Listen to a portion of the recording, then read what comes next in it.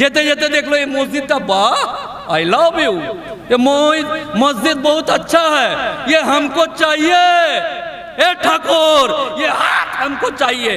ঠিক যেমন গব্বর সিং এর ডায়লগ, এই বিল পাস হয়ে গেলে এই এলাকা দিয়ে যদি ডিএম যায় আর ডিএম কে মনে হয় এই ওয়াকফ সম্পত্তি, এই মসজিদ, এই মাজার, এই কবরস্থান আমার দেখে ভালো লেগেছে, আমি এটাকে উপহার দিতে চাই কাউকে না কাউকে, তো ডিএম বলবে যে ये जो मस्जिद है ये हमको चाहिए दीजिए।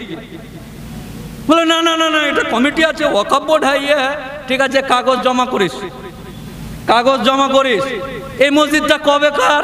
দিল্লির জামে মসজিদ কবেকার? নাখোদা মসজিদ কবেকার? টিপু সুলতান মসজিদ কবেকার? মাজার শরীফ ফুরফুরা থেকে শুরু করে আশেপাশের যত মাজার আছে কবেকার? 3 দিনের।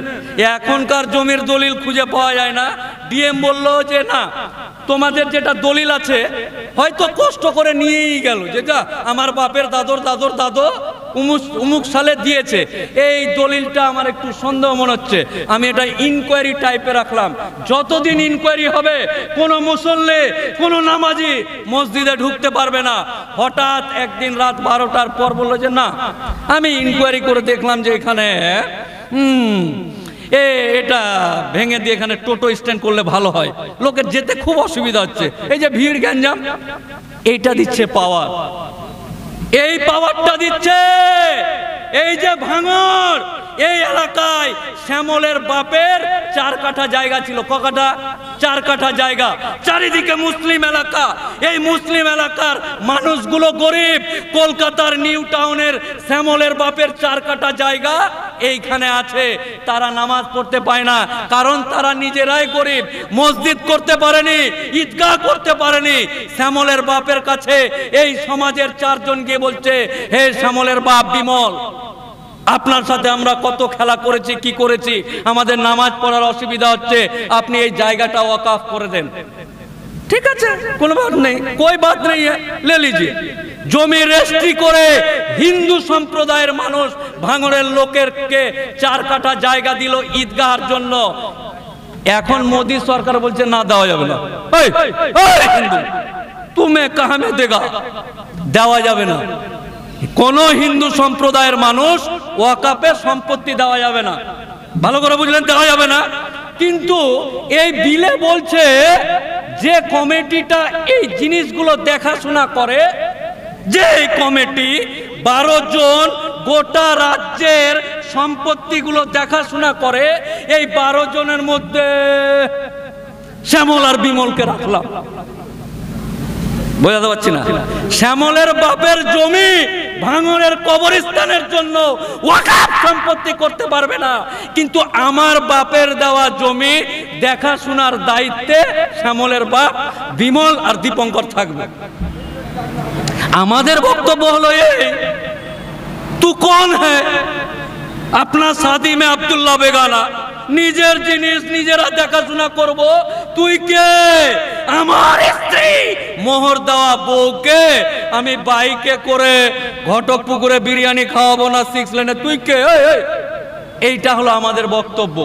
আরো বিস্তারিত যদি আপনাদেরকে বলা যায় তাহলে এক কথায় বলতে হয়, এই জিসিপি দিয়ে আপনার সম্মানের পিতাজি, যার ধাতুতে, যার অর্থে আপনি জন্মগ্রহণ করে এই সুন্দর পৃথিবী দেখতে পাচ্ছেন, যার ধাতুতে আপনি জন্ম হয়েছেন, সেই পিতা মারা গেছে, সেই পিতা মারা যাওয়ার কবরস্থানটাকে যদি মনে করে তাহলে ইনকোয়ারির নাম করে বন্ধ করে সেই সম্পত্তি দখল করার ক্ষমতা সরকারের কাছে থাকবে। আপনি বলবেন এটা মনে হয় আমাদের দিকে না, এই যে আপনি বলবেন যে এটা তো আমাদের দিকে নাই, আমাদের দিকে যেদিন হবে দেখা যাবে। এটা কোন মাস চলছে? নভেম্বরের কত তারিখ? 15ই নভেম্বর। 23শে সেপ্টেম্বর রাজ্যটার নাম গুজরাট, জায়গাটার নাম সারনাথ। আজ থেকে বছর আগের একটা খুব সুন্দর মাজার, আর ওই মাজারের পাশে খুব সুন্দর একটা মসজিদ। লিবো লিবো লিবো লিবো, যখনই যেদিক দিয়ে যাচ্ছে এটা চাই, ইয়ে চাইয়ে, এ কালিয়া ইয়ে চাইয়ে। একদিন হঠাৎ করে ইনকোয়ারির নাম করে বন্ধ বন্ধ। রাত 12টার সময় ওই মোতওয়াল্লি মুয়াজ্জিন যারা দায়িত্বে আছে ওই এলাকার ডিএম, কবে এই যে এই যে এই যে এই যে এই যে 2 মাস আগে, 2 মাস না হয়নি পুরেনি, 2 মাস আগের গল্প বলছে। আইন চালু হয়নি, এখনো বিল পাস হয়নি, তার আগের দাদাগিরিটা দেখেন। বলার কে আছে? सबसे दामी मखलूकात बैठा है, दामी मखलूकात निजेर बউ কার বেটির সাথে কে পালিয়ে গেছে, কার জমি কার আল চাপে গেছে, এগুলা নিয়েই ব্যস্ত। দামি মখলুকাত, আল্লাহর সব থেকে মূল্যবান সৃষ্টি খৈনি কচলাতে আর কার বেটি কার সাথে পালিয়ে গেছে এই নিয়েই ব্যস্ত। ঠিক তেমনি 23শে সেপ্টেম্বর গুজরাটের সারনাথের ওই কমিটিকে ডিএম বললো এসো এসো এসো এসো, একটু তোদের সাথে আলোচনা আছে। আসলো আমাদের মধ্যে যদি এই যে ধরুন এতটি লোক আছে, এই লোকটির মধ্যে যদি কারো ডিএম এর সাথে সম্পর্ক থাকে, ওর মাটিতে পা ঠেকে না। ডিএম মনে হয় ওর শ্বশুর রাস্তায় হাঁটবে, আমার ডিএম এর সাথে সম্পর্ক, আমি বিশাল দামি লোক, মানে হাব ভাব এমন হয়ে যায়। নেতা ফেতা বাদ দেন, থানার আইসির সাথে এই এলাকার মফিজুলের যদি একটু মাছ ফাছ খাইয়ে চেন হয়, এলাকায় হাঁটে নাও, 2 হাত উপর দিয়ে হাঁটে, আমার আইসির সাথে সম্পর্ক আছে। আরে ওই আইসি তোকে 1 মিনিট লাগবে না তোকে অ্যারেস্ট করতে, যাকে মাছ খাইয়ে এলাকাতে তরক তরক করে হাঁটছিস তাকে। ওই ডিএম যখন ডাকলো, ওই 13 জনকে অ্যারেস্ট করলো ডিএম। কালেক্টর কালেক্টর যেই কালেক্টরের কাছে এই বিলের খসড়াতে বলছে যে আলিপুরের কালেক্টরকে আমার দায়িত্ব দিলাম, ওই কালেক্টর ডাকলো, ডেকে তারপরের দিন 3-4টা বুলডোজার নিয়ে সেই মাজার শহীদ করলো, মসজিদ শহীদ করলো। আর আপনি বলছেন যা হোক তারপর দেখা যাবে। সরি, তাই আপনাদের সকলকেই সজাগ সচেতন হয়ে, আর আমার শ্যামল বিমল তাদেরকে বলছি, বোকা তোর বউকে নিয়ে কি করব, এখানে আমার বউকে নিয়ে টানাটানি করছে, তোর সম্পত্তি দেবত্বর সম্পত্তি আমার দেখার দরকার নাই। আমার বাপের দেওয়া ওয়াকাফ সম্পত্তি, আমার দাদর দেওয়া ওয়াকাফ সম্পত্তি, আমার জেঠুর দেওয়া ওয়াকাফ সম্পত্তি, এটা নিয়ে নিতে চাইছে, তাই আন্দোলন করছি, তোর বাপেরটা নয়। তাই অত্র এলাকার সমস্ত সম্প্রদায়ের মানুষকে আজকে অনেকে বলবে যা তোদের সম্পত্তি নিল তো আমাদের কি। এই যে এই যে এই যে শ্যামল দীপঙ্কর, তেলেঙ্গানা একটা রাজ্য হয়েছে, অন্ধ্রপ্রদেশ একটা রাজ্য আছে, ওই কমিটির আন্ডারে ওখানে দামি দামি মন্দির আছে, ওই মন্দিরের কমিটির নাম টিডিডিপি। ওই মন্দিরের কমিটিতে ওই মন্দিরের কমিটিতে ভুলবশত সরকারের লোকজন লাগিয়ে সেই মন্দিরে তোমাকে ঢুকতে দিচ্ছে না, তখন ওই জায়গায় ওইখানকার হিন্দু মানুষেরা আন্দোলন করছে। তো এটা শুধু আমার তোর বলে নয়, এই সরকার খোকলা হয়ে গেছে জাতপাতের নামে। না, বেকারদেরকে কাজ দিতে হবে, ওইটাতে ধান্দা নাই। কোনটা জমি নিব, কার এই করব, কে কি খাবে, কার কি হয়েছে, কে কি করবে, এগুলো নিয়েই ব্যস্ত। তাই সরকারকে একজন উকিল হিসাবে, হাইকোর্টের উকিল, এই সরকার, এই কেন্দ্রীয় সরকারকে বলছি ফ্রিতে পরামর্শটা নে, আমার অফিসে গেলে ভিজিট নিয়ে নিব। এই মাইকের মাধ্যমে কেন্দ্রীয় সরকার অর্থাৎ ভারত সরকারকে একজন আইনজীবী হিসাবে ফ্রিতে কনসালটেশন বা ফ্রিতে মাসওয়ারা দিচ্ছে। এই জাতপাতের রাজনীতিটা বাদ দে, এই জাতপাতের রাজনীতি করে আমাকে আর শ্যামলকে আলাদা করতে পারবি না। আগামী দিন আমরা এই ভারতের মাটিতে একই থাকবো, এক থাকবো। তাই এই সরকারকে বলছি এগুলোকে বাদ দিয়ে দেশ কিভাবে এগোবে, জাতি কিভাবে এগোবে সেই দিকে নজর দিন। আমি আপনাদের কাছে অত্যন্ত করজোড়ে বুকটা চিড়ে দেখাতে পারবো না, বুকটা চিড়ে দেখাতে পারবো না, কলিজায় মুখের ভিতর দিয়ে হাত ভরে কলিজা দেখাতে পারবো না। একজন আইনজীবী হিসাবে আমার জাত, আমার কম, আমার ভাই, আমার এই সম্প্রদায়ের ভাইয়ের কাছে করজোড়ে অনুরোধ করছি, নিজের বেটি কোথায় পালিয়ে গেছে, কি ভাত খাচ্ছেন, কি তরকারি খাচ্ছেন, কে কত বড় বড় বাড়ি দিলেন, কতলা বাড়ি দিলেন, এটার সাথে সাথে আপনার জাত, আপনার কম, আপনার সমাজ কোন দিকে যাচ্ছে আপনাকে সময় দিতে হবে, আপনাকে ভাবতে হবে। এই যে তৃণমূল করা মুসলমান, সিপিএম করা মুসলমান, আইএসএফ করা মুসলমান, কংগ্রেস করা মুসলমান, আপনি পার্টি করুন, কাল থেকে বেশি বেশি করে পার্টি করুন। রাজনীতি করতে হবে, যে যার সাথে যুক্ত আছেন আরো ভালো করে লেগে যান। কিন্তু ধরুন আমি তৃণমূল করি, আমি তৃণমূলী মুসলমান, আমি যখনই দেখলাম 6 লেনে ওয়াকাফের মিটিং হচ্ছে, ওয়াকাফ কার? মোফাক্কেরুল ইসলাম, তার বাপের নাম মোহাম্মদ মুস্তাক হোসেন, আমি তৃণমূল করি, এই তৃণমূল এই থাক, এই তৃণমূলটা থাক, যাই ওয়াকাফটা দেখে আসি। চলে আসলেন, ওয়াকাফ দেখলেন, প্রতিবাদ করলেন, আবার গিয়ে ওখানে তৃণমূল জিন্দাবাদ জিন্দাবাদ জিন্দাবাদ জিন্দাবাদ, আইএসএফ, কংগ্রেস, যে যাই পার্টি করুন না কেন, নিজের ঝোলাটা খুলে দিয়ে যে জায়গাতে কোরআন, আল্লাহ, নবী, সম্পত্তি, ওয়াকাফ, জাত, কম, ভাইয়ের কথা হবে, ভাইয়ের কথা হবে। কিসের কংগ্রেস? থাক, দেখে আসুন।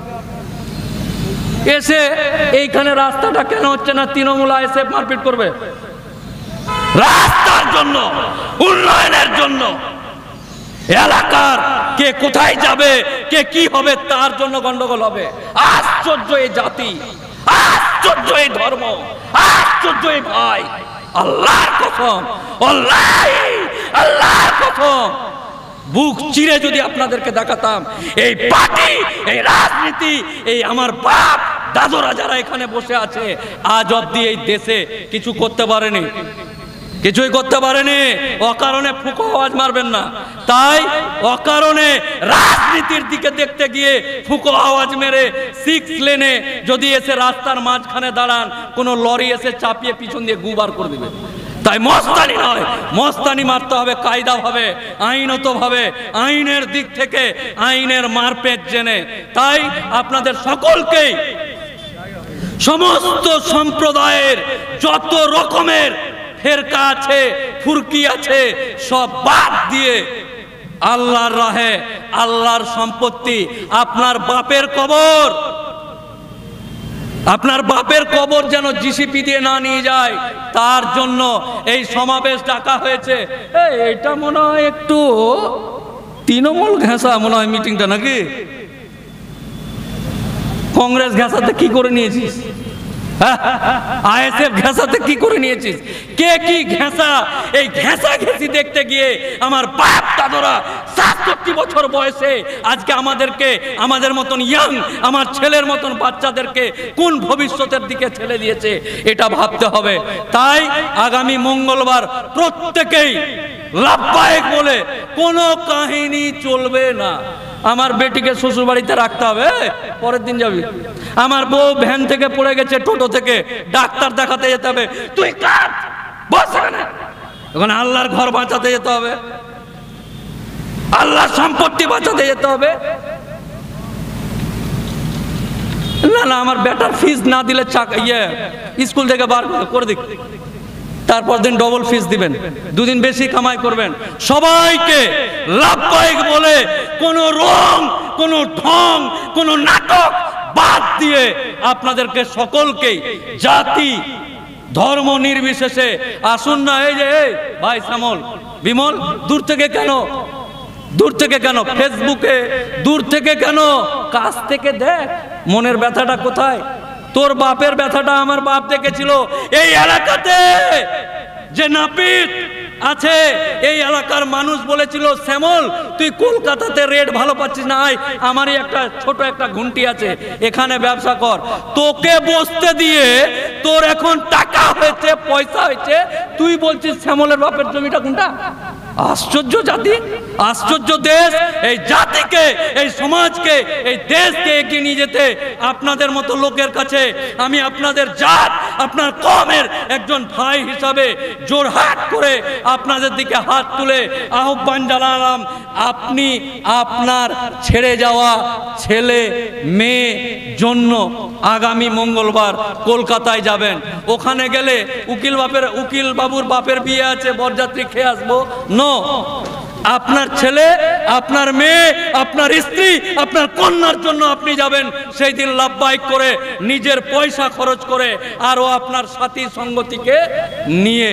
এই আবেদন রেখে আপনাদের সকলেই আগামী দিনের কুশল মঙ্গল করে কামনা করে মহান আল্লাহ তাআলা এই পৃথিবীতে, এই দেশে যেন আমি এবং আমার ভাই শ্যামল একসাথে বাস করতে পারি, আল্লাহ যেন আমাদেরকে এই তৌফিক দান করে, বলুন আমিন। আমার ভাই শ্যামল, আমার ভাই দীপঙ্কর যেন আমাদেরকে ভুল না বুঝে আমরা একসাথে কাঁধে কাঁধ লাগিয়ে এই স্বৈরচারী সরকার যে আছে, এই সরকারের বিভিন্ন রকম কুচক্রি আইনগুলোর বিরুদ্ধে যেন একসাথে লড়তে পারি, আল্লাহর কাছে দোয়া করি। এবং আগামী দিন মহান আল্লাহ তাআলার দয়া যেন এই এলাকার মানুষের কাছে সরাসরি আসে, আল্লাহ যেন এই এলাকার মানুষের প্রতি সুদৃষ্টি রাখে। এই বক্তব্য রেখে আমি আপনাদের সামনে বিদায় নিচ্ছি। আসসালামু আলাইকুম আসসালামু আলাইকুম ওয়া রাহমাতুল্লাহি ওয়া বারাকাতুহু।